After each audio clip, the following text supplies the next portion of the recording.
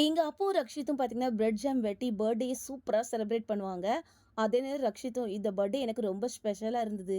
எல்லாம் உன்னால தான் அப்படி சொல்லியும், கூடவே அப்பவும் பார்த்தீங்கன்னா, டீயும் எடுத்துட்டு வந்து, என்னைக்காவது டீ கூட பிரெட் ஜாம் ட்ரை பண்ணியிருக்கீங்களா? குடிச்சு பாருங்க சூப்பரா இருக்கும். இப்படி இங்க இவங்க ஜாலியா இருக்க, இத ரக்ஷித்தோட அம்மாவும் பார்த்துட்டு, விவான் கிட்ட 2 பேரோட ஜோடியும் சூப்பரா இருக்குல்ல. கடவுளே இவங்க ஜோடி மேல யாரு கண்ணும் பற்றக்கூடாதுன்னு வேண்டிக்க, இங்க ஆப்போசிட்ல பார்த்தீங்கன்னா, ஈரா அப்பவும் ரக்ஷித்தும் சந்தோஷமா இருக்கத பார்த்துட்டு, கோபத்தோட உச்சக்கட்டத்துக்கே போயிருவாங்க. அதே மாதிரி பர்த்டேனா கிஃப்ட் இல்லாம எப்படி? நம்ம அப்பவும் பார்த்தீங்கன்னா, ஒரு குர்தா கிஃப்ட் பண்ண, அத ரக்ஷித்தும் பார்த்துட்டு, கலர் சூப்பரா இருக்கு. அத விட இந்த டிசைன் சூப்பரா இருக்கு. எங்க வாங்குனேன்னு கேட்பாங்க.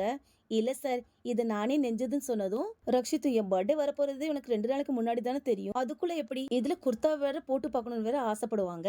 இத பார்த்ததும் அவங்க அம்மாவும் விவான் கிட்ட, எனக்கு தெரிஞ்சு நாம இங்க இருந்து போறது தான் நல்லா இருக்கும். விவானும் எப்படிம்மா 2 பேரையும் தனியா விட்டுட்டு போறது? ஏதாவது ஆச்சுன்னா? உடனே அவங்க அம்மாவும், டேய் என் பையன பத்தி எனக்கு தெரியாதா? நீ வாடான்னுட்டு கூட்டிட்டு வெளிய வந்தா, ஈரா நிக்கிறத விவானும் பார்த்துட்டு, என்ன எங்க அண்ணனை பார்க்க வந்தியா?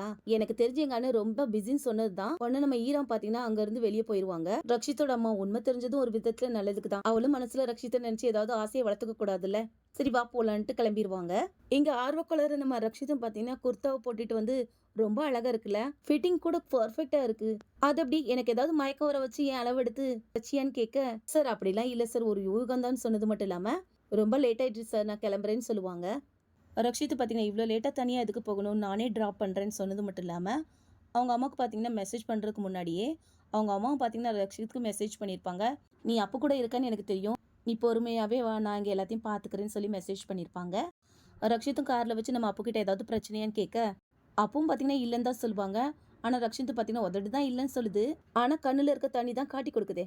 என்னன்னு கேட்க, உடனே அப்போ இப்போ எதுக்கு சார் இன்னைக்கு உங்கள் பர்த்டே விடுங்கன்னு சொல்லிட்டு பேசிட்டு இருக்க நேரத்தில் ரோட்டில் ஒரு கல் கிடக்கிறது தெரியாமலே நம்ம ரக்ஷித்தும் பார்த்தீங்கன்னா காரை ஓட்ட 2 பேருமே பார்த்தீங்கன்னா ஒருத்தருக்கு ஒருத்தர் முட்டிக்குவாங்க. இதில் சடனாக வேற மழை பெய்ய ஆரம்பிச்சதும் நம்ம ரக்ஷித்தும் பார்த்தீங்கன்னா மழைக்காலம் இல்லாமே மழை பெய்யுதுன்னா யாரோ மனசளவு உடஞ்சு போயிட்டாங்கன்னு நினைக்கேன்னு சொல்ல, இங்கே நம்ம ஹீரோவை பார்த்தீங்கன்னா காட்டுவாங்க.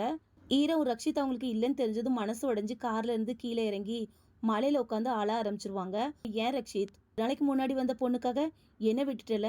நீ எப்பவும் எனக்கு தான், என்னோட வாழ்க்கையில என்ன தவிர எந்த பொண்ணையும் வரவிட மாட்டேன்னுட்டு கொந்தளிச்சு போயிருவாங்க. எங்க அப்பாவோட அப்பாவும் பாத்தீங்கன்னா பொறுமை இழந்து அவங்க ஒய்ஃப் கிட்ட என் பொண்ணு எதுக்கு தனியா இருக்கணும்னு சொல்ல, அவங்க அம்மா பாத்தீங்கன்னா அவ ஒன்னும் தனியா இல்ல, ரஷ்மியோட வீட்டுல தான் இருக்கான்னு சொல்லுவாங்க. இதனால அவினாஷும் பாத்தீங்கன்னா ரஷ்மிக்கு கால் பண்ணி, நாங்க அக்காவை திரும்ப வீட்டுக்கு கூட்டிட்டு போனோம்னு நினைக்கிறோம், நீ அதனால வெளியே அக்காவை கூட்டிட்டு வர்றியா? ரஷ்மி பாத்தீங்கன்னா அப்போ வீட்டுல இல்லைன்னு உண்மையை சொல்லலான்னு வருவாங்க. ஆனா இங்க இந்த அவினாஷும் பாத்தீங்கன்னா அவங்க உண்மையை சொல்றதுக்கு முன்னாடியே போனை கட் பண்ணிடுவாங்க. இங்க அப்பவும் பாத்தீங்கன்னா ரக்ஷிதா அவங்க வீடு வர்றதுக்கு முன்னாடியே டிராப் பண்ண சொல்ல, ரக்ஷித்தும் போன தடவை இப்படிதான் சொன்னேன், ஒரு ரவுடி கிட்ட மாட்டிக்கிட்டேன், மறுபடியும் அப்படி ஏதாவது ஆச்சுன்னா நான் அப்போ அப்படிலாம் அந்த ரவுடியால ஒன்றும் பண்ண முடியாது சார், ஏன்னா அவன் தான் வாடகை எடுத்து இங்கேயே குடி வந்துட்டானே அப்படின்னு சொல்ல, ஓ அப்படின்னா அது லலிதான்னு கேட்க, ஆமான்னு தலையாட்டுவாங்க.